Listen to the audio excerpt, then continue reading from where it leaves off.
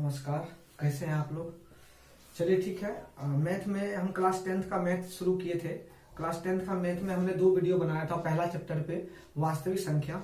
हमारा वीडियो जो है अभी शुरू में थोड़ा कम मिनट का आ रहा है, क्योंकि हम लोग को यूट्यूब पर अभी 15 मिनट से ज्यादा वीडियो अपलोड करने का ऑर्डर नहीं है। तो हमने जो 2 वीडियो बनाया था मैथ का, उसके आगे आपने देखा था, हमने उस 2 वीडियो का अंतिम पार्ट जो था वास्तविक संख्या कितने प्रकार का है। तो संख्या हमने 2 प्रकार में बांटा था, एक वास्तविक संख्या और एक काल्पनिक संख्या। हमने वास्तविक संख्या को देखा था, कॉपी खोल के रखिएगा अगर आपने लिखा है तो। हमने वास्तविक संख्या को बताया था वैसी संख्या जिसका वर्ग करने पर आपको जो संख्या प्राप्त होगा वो धनात्मक संख्या प्राप्त होगा, उसे वास्तविक संख्या कहते थे। और काल्पनिक संख्या जिस संख्या का वर्ग करने पर आपको ऋणात्मक संख्या प्राप्त होता था उसे काल्पनिक संख्या कहते थे। तो आपने देखा होगा। तो आज हम लोग पढ़ेंगे उसके आगे वास्तविक संख्या का वर्गीकरण पढ़ेंगे कि वास्तविक संख्या कौन कौन है और कितने प्रकार का है। तो आज हम लोग का हेडिंग होगा सबसे पहले वास्तविक संख्या। वास्तविक संख्या, वास्तविक संख्या। तो वास्तविक संख्या का वर्गीकरण होगा। तो वास्तविक संख्या का वर्गीकरण कितने प्रकार के हैं, ऐसे नॉर्मली हम लोग 10-11 तरह से पढ़ते हैं। तो हम एक एक करके पढ़ने का कोशिश करते हैं। सबसे पहला संख्या आता है वास्तविक संख्या में, हम पढ़ेंगे प्राकृतिक संख्या किसे कहते हैं। देखिए, मैं आपको चैप्टर का नाम है वास्तविक संख्या। तो चैप्टर का जब नाम है वास्तविक संख्या तो हमको एक एक कॉन्सेप्ट पढ़ना होगा। एग्जामिनर आपसे कहीं से भी क्वेश्चन पूछ सकता है। तो सबसे पहले हम पढ़ते हैं वर्गीकरण में वास्तविक संख्या का वर्गीकरण जो हम पढ़ेंगे, सबसे पहला होता है प्राकृतिक संख्या। क्या होता है? प्राकृतिक संख्या। प्राकृतिक संख्या किसे कहते हैं देखते चलेगा। ये थोड़ा हम स्पीड करेंगे इसलिए क्योंकि इस जो है थोड़ा आप पहले भी पढ़ चुके होंगे, लेकिन हाँ, जब हम चैप्टर पढ़ रहे हैं तो हमें सब कुछ का जानकारी होना चाहिए। भले इस चैप्टर में क्वेश्चन नहीं बनेगा, लेकिन आगे का जो चैप्टर है, आप जैसे कि समांतर श्रेणी पढ़ेंगे तो वहां पे इस तरह का क्वेश्चन बनता रहेगा।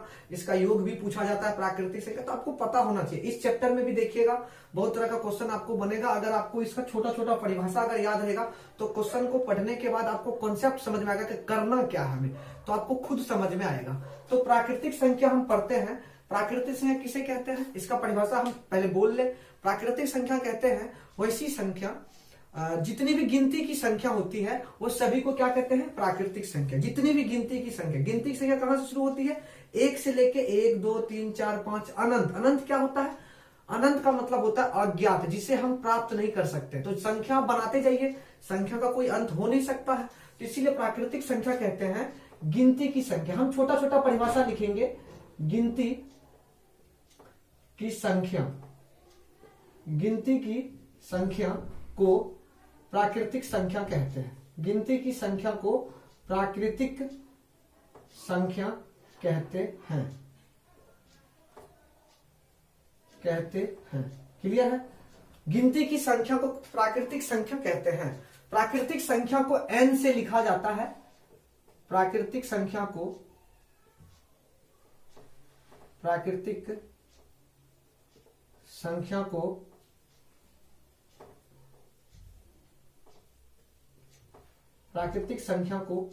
n से सूचित करते हैं।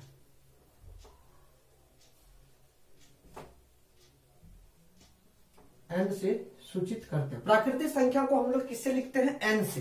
तो प्राकृतिक संख्या कहां से होगी? तो जैसे मान लेते हैं प्राकृतिक संख्या अगर n है तो n कहां से शुरू होगा? गिनती की संख्या 1, 2, 3, 4, 5, इसी तरह से चलता रहेगा। आप इसको कभी इसका एंड नहीं हो सकता, अनंत तक जाएगा। इसको हम लोग बोलते हैं अनंत।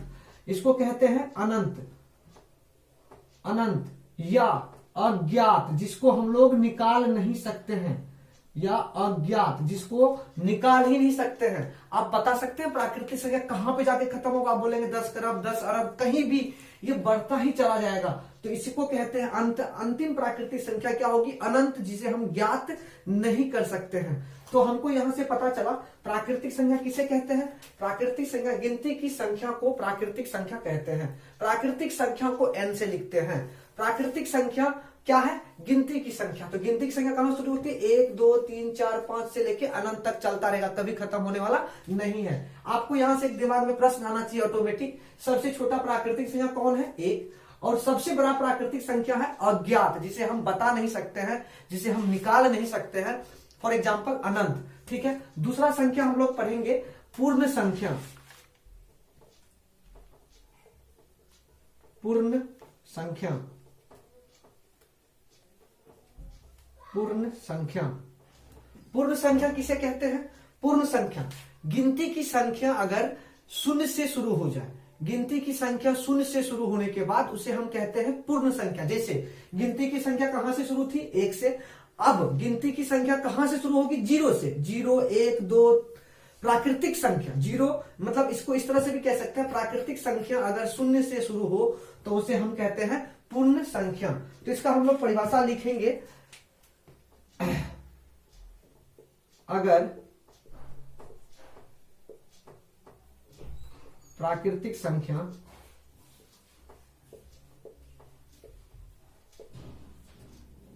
शून्य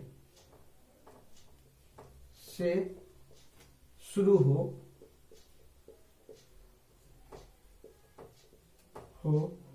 तो उसे पूर्ण संख्या कहते हैं। तो उसे पूर्ण संख्या कहते हैं। तो उसे पूर्ण संख्या कहते हैं। पूर्ण संख्या, पूर्ण संख्या को हम लोग W से लिखते हैं। पूर्ण संख्या को हम लोग W से लिखते हैं। तो W कहां से शुरू होगा भाई लोग? W होगा 0, 1, 2, 3, 4 चलता रहेगा। कहां तक? इसका भी कोई पता नहीं है। इसको हमने क्या कहते हैं? अनंत या अज्ञात। हम पहले बता चुके हैं, क्योंकि बार बार अनंत अज्ञात लिखेंगे आपको पहले टर्म में एक बार आप लिख लेंगे कि इस सिंबल है अनंत का। अनंत का सीधा से मतलब आप समझ सकते हैं, अनंत जिसे हम प्राप्त नहीं कर सकते हैं। हम में और आप में किसी ने भी ईश्वर को नहीं देखा, उसको अनंत कहते हैं। आपने गाना भी सुना होगा, यही अंत है, यही शून्य है, यही इकाई और यही अनंत है। तो ईश्वर अनंत होते हैं, उसको हम लोग देख ही नहीं सकते हैं। तो जस्ट लाइक अनंत, अनंत का मतलब होता है जिसे हम प्राप्त नहीं कर सकते। तो 0 से लेके अनंत तक जाता रहेगा पूर्ण संख्या। तो ये दूसरा था। और तीसरा हम लोग, तो आप इस दोनों को पहले कॉपी करते हैं, फिर उसके बाद हम लोग तीसरा संख्या लिखते हैं।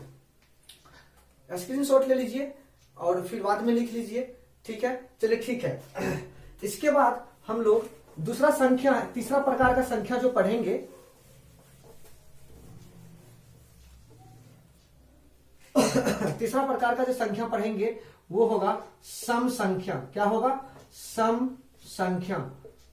सम संख्या, सम संख्या। अब देखिए सम संख्या से बहुत क्वेश्चन आता है। तो सम संख्या से क्या होता है? वैसी संख्या जो 2 से पूरा पूरा विभाजित हो जाए। विभाजित का मतलब उस संख्या में 2 से पूरा पूरा भाग लग जाए, उसे क्या कहते हैं? सम संख्या। तो सम संख्या का मतलब होता है वैसी संख्या, वैसी संख्या जो 2 से पूर्णतः विभाजित हो जाए। पूर्णतः मतलब होता है पूरी तरह, पूर्णतः विभाजित हो जाए। वैसी संख्या जो 2 से पूर्णतः विभाजित हो जाए उसे सम संख्या कहते हैं। उसे सम संख्या कहते हैं। उसे सम संख्या कहते हैं। वैसी संख्या जो 2 से पूर्णतः विभाजित हो जाए। जैसे फॉर एग्जांपल आप एक संख्या ले लेते हैं, जैसे मान के चलिए हम बस रफ कर रहे हैं, जैसे एक संख्या ले लेते हैं 36। 36 एक संख्या है, पता करना है कि यह सम संख्या है या नहीं। तो अब इस संख्या में क्या करेंगे? 2 से डिवाइड लगाएंगे। 2 से डिवाइड लगाएंगे तो 1 टाइम्स में लगेगा 2, फिर यहां पे आएगा 1 और ये 6 और 8 टाइम्स में लग गया 16 और यहां पे शेष कितना बच गया? 0।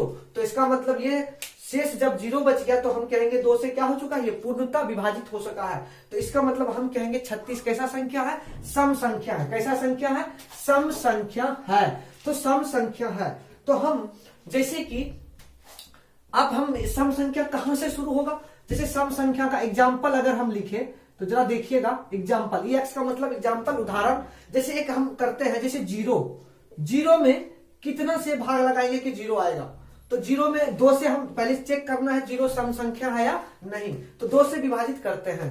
2 से विभाजित अगर हम 0 टाइम्स में लगा दे तो 0 आता है। कितना आता है? 0। क्योंकि आपको पता है किसी संख्या में, अगर नहीं पता है तो आप लिख लेंगे कॉपी के ऊपर में, कोई भी संख्या है अगर उसमें हम इसको लिख के लीजिएगा, याद रखिएगा। किसी भी संख्या में अगर हम 0 से गुना कर दें तो वो आता है 0। कोई भी संख्या, दुनिया का कोई भी संख्या ले लीजिए, अगर उसमें 0 से गुना कर देंगे तो क्या आएगा? 0। इसको नोट कर लीजिएगा। दूसरा, आप इसको मतलब कहीं भी कॉपी के ऊपर में ही डब्बा बना के नोट करके रख लीजिएगा, याद रखिएगा। अगर किसी भी संख्या में कोई भी 0 है, अगर उस 0 में किसी संख्या से भाग देंगे, 0 में किसी संख्या से भाग देंगे तो वो क्या आएगा? 0 आएगा। 0 में आप 2 से भाग दीजिए तो 0 आएगा। 0 में आप 5 से भाग दीजिए तो 0 आएगा। मतलब ऊपर 0 नीचे कोई संख्या, तो भाग देने के बाद क्या आएगा? 0। और तीसरा चीज याद रखिएगा, किसी भी संख्या में अगर आप 0 से भागा देंगे, कोई संख्या, जैसे 5 में आप 0 से भागा दीजिएगा तो कितना आएगा? वो भाग लगेगा ही नहीं, क्योंकि 0 का पारा आपने पढ़ा है। 0 गुना 1 कितना होता है? 0। 0 गुना 2 कितना होगा? 0। 0 गुना 3 कितना होगा? 0। तो ये हमको कभी कोई संख्या प्राप्त नहीं हो सकता है। इसलिए 0 से जब किसी संख्या में भागा देंगे तो हमें क्या आएगा? अनंत आएगा, जिसको हम लोग ये कहते हैं अज्ञात। अज्ञात मतलब जो अपरिभाषित है, जिसको हम ज्ञात नहीं कर सकते हैं। इसको कई किताब में ये भी लिखा होता है अज्ञात के जगह पे अपरिभाषित। अपरिभाषित मतलब इसको परिभाषित नहीं किया जा सकता, अनंत। तो ये 3 पॉइंट को याद रखिएगा, क्योंकि ये देखिए कॉन्सेप्ट है। आप मैथ पढ़ रहे होते हैं तो आप देखिए क्या है ना, आप हमेशा बोर्ड के पीछे मत पाइए। समय बहुत है हम लोगों के पास, अप्रैल से एग्जाम होगा और हम आपको गारंटी देते हैं कि पूरा का पूरा हर एक चीज मैथ का, एक एक चैप्टर, एक एक चीज को कॉन्सेप्ट के साथ कर लेंगे। और आपका गारंटी, बस आप लगे रहें और पूरी तरह से सारा क्वेश्चन आपका होगा। कुछ भी ऐसा है जो नहीं होगा, बस आप जितना हम बताते हैं बस उतना आप करके रखिए, सारा चीज हो जाएगा। तो यहाँ पे अगर आपको कभी कोई पूछ ले कोई संख्या, उसमें 0 से गुना करेंगे तो 0 होता है। कोई भी 0 में किसी भी संख्या से भागा देंगे 0 आएगा। कोई संख्या में अगर 0 से भागा देंगे तो अनंत आएगा, अज्ञात आएगा, अपरिभाषित भी इसको कहते हैं। ठीक है, तो यहाँ पे सम संख्या कहां से शुरू होता है? 0 से। 0 के बाद 2, फिर उसके बाद 4, फिर 6, फिर कितना आएगा? 8, फिर 10, फिर 12, फिर 14, फिर इसी तरह से चलता जाता है, अनंत तक जाएगा। अब यहां से एक बहुत अच्छा क्वेश्चन बनता है। आप किसी फ्रेंड से पूछिए, किसी से पूछिए, सबसे छोटी सम संख्या कौन होता है? 0। और आपको जवाब आएगा 2। गलत आएगा, जवाब गलत देगा, क्योंकि सबसे छोटी संख्या क्या होती है? सबसे छोटी सम संख्या क्या होती है? 0। और सबसे बड़ी सम संख्या अनंत, जिसको हम बता नहीं सकते। एक क्वेश्चन बहुत ही इंटरेस्टिंग बनता है, 2 अंकों की सबसे छोटी सम संख्या। 2 अंकों की सबसे छोटी सम संख्या कौन है? 10। 2 अंक में 10 से पहले कोई नंबर नहीं है, उसके बाद 12 आता है, तो 2 अंकों की सबसे छोटी सम संख्या है 10। पिछले बार आप लोग के सीबीएसई बोर्ड में क्वेश्चन पूछा था, 2 अंकों की सबसे छोटी सम संख्या और 2 अंकों की सबसे छोटी सम संख्या और सबसे छोटी विषम संख्या का एलसीएम ज्ञात करें। ये क्वेश्चन आया था, तो आपको पता होना चाहिए 2 अंकों की सबसे छोटी संख्या 10 है। तो इसी तरह से सम संख्या के बाद हम लोग चौथा में आते हैं विषम संख्या। क्या आते हैं? विषम संख्या। विषम संख्या,